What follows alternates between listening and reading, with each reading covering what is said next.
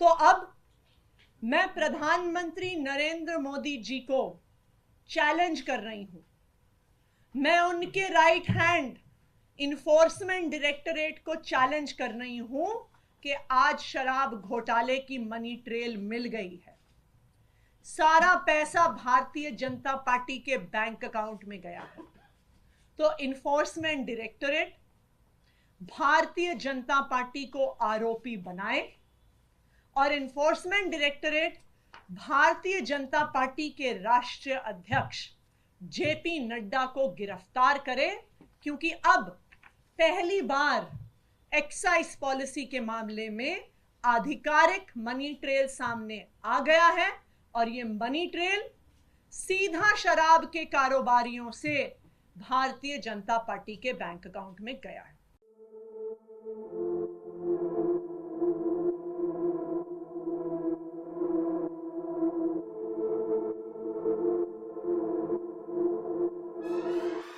दिल्ली के तथाकथित शराब घोटाले में 2 साल से सीबीआई और ईडी की जांच चल रही है। इस 2 साल में बार बार चाहे लोअर कोर्ट हो, चाहे हाई कोर्ट हो, चाहे सुप्रीम कोर्ट हो, एक सवाल बार बार उठा है कि मनी ट्रेल कहां है, पैसा कहां गया।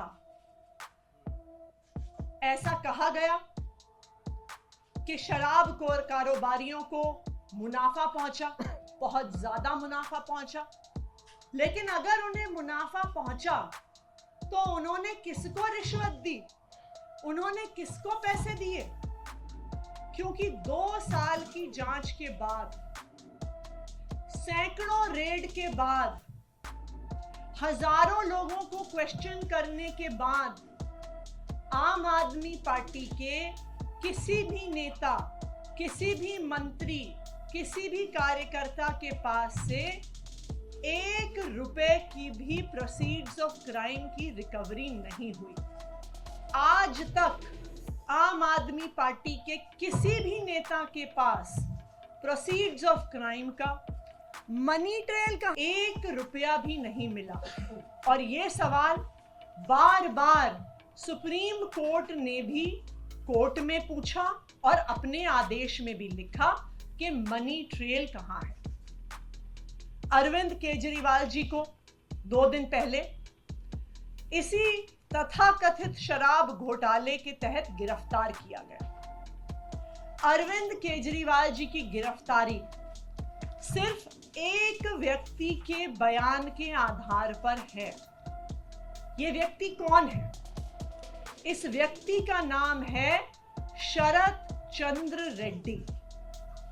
शरत चंद्र रेड्डी औरोबिंदो फार्मा करके एक बहुत बड़ी दवाइयां बनाने की कंपनियों के मालिक हैं। इनके पास कई और कंपनियां भी हैं, जिसमें से 2 प्रमुख कंपनियां हैं, एपीएल हेल्थकेयर और यूजिया फार्मा। शरत चंद्र रेड्डी जी को भी दिल्ली की एक्साइज पॉलिसी में शराब के कुछ दुकानें मिली, उनको कुछ जोन मिले। शरत चंद्र रेड्डी को 9 नवंबर 2022 को क्वेश्चनिंग के लिए बुलाया गया और शरत चंद्र रेड्डी ने साफ साफ कह दिया कि मैं कभी अरविंद केजरीवाल से मिला नहीं, मेरी उनसे कोई बात नहीं हुई, मेरा आम आदमी पार्टी से कोई लेन देन नहीं है।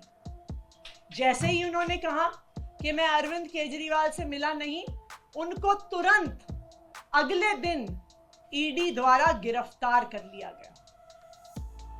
कई महीने जेल में रहने के बाद एक दिन शरत रेड्डी जी ने अपना बयान बदल लिया। शरत रेड्डी जी कहते हैं कि मैं अरविंद केजरीवाल जी से मिला भी।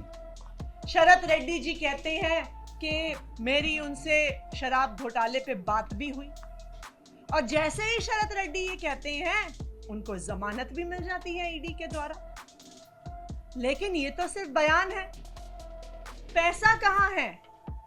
मनी ट्रेल कहां है? क्योंकि बीजेपी और उनका राइट हैंड इन्फोर्समेंट डायरेक्टरेट तो बार बार कह रहे हैं कि शराब घोटाले में पैसा बना और शराब के दुकानदारों ने इस पैसे को भ्रष्टाचार में, इस पैसे को रिश्वत के तौर पे दिया। लेकिन ये तो शरद चंद्र रेड्डी का सिर्फ बयान है जिसके आधार पर अरविंद केजरीवाल को गिरफ्तार किया गया है। मनी ट्रेल कहां है? मैं बताती हूं आपको कि मनी ट्रेल कहां है। ये है मनी ट्रेल। शरद चंद्र रेड्डी की कंपनियों द्वारा दिया गया इलेक्टोरल बॉन्ड्स में भारतीय जनता पार्टी के बैंक अकाउंट में पैसा। आज ये मनी ट्रेल पूरे देश के सामने आ गई है कि शरद चंद्र रेड्डी, औरोबिंदो फार्मा का मालिक, एपीएल हेल्थकेयर का मालिक, यूजिया फार्मा का मालिक, शराब का कारोबारी, उसने 4.5 करोड़ रुपए के इलेक्टोरल बॉन्ड्स दिए एक्साइज पॉलिसी के बनने के दौरान भारतीय जनता पार्टी को। उसके बाद गिरफ्तार होने के बाद 55 करोड़ रुपए के इलेक्टोरल बॉन्ड्स दिए भारतीय जनता पार्टी को। तो जिस मनी ट्रेल की पिछले 2 साल से तलाश हो रही थी, आज वो मनी ट्रेल सामने आ गई है कि आखिरकार शराब के कारोबारियों ने पैसा किसको दिया, पैसा कहां गया और पैसा कब गया।